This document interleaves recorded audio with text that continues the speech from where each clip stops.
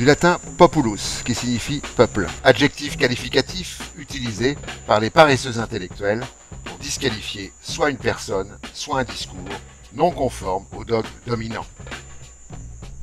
Populisme possède une connotation condescendante, semblable à populeux, populace, populo.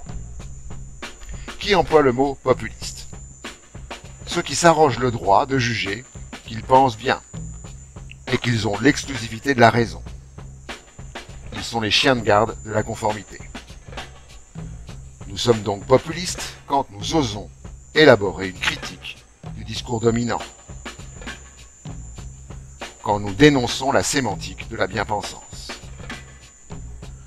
Ce qui est populiste, par exemple, affirmer la souveraineté du peuple en refusant sa vassalité, refuser la loi du marché comme pouvoir législatif,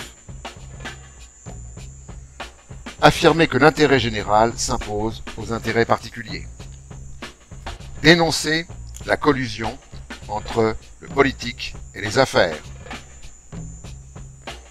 mettre en doute la parole des experts en expertologie, se réclamer de la Révolution française. Citons quelques figures du populisme honnies par la bien-pensance.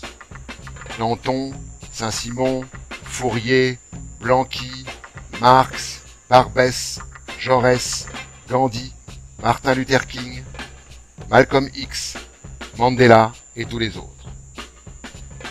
Il semble qu'il ne soit plus de bon ton de prendre en compte la volonté du peuple pour conduire une politique.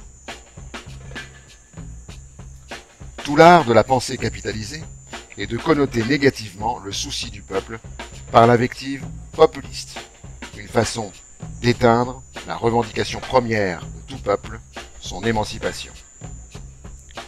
Ne confondons pas populisme et démagogie, cette dernière étant l'apanage du discours dominant, exacerbé par celui de l'extrême droite. Les bien-pensants ont finalement trouvé dans populiste l'injure absolue, qui les dispense d'arguments et désarme leur intelligence.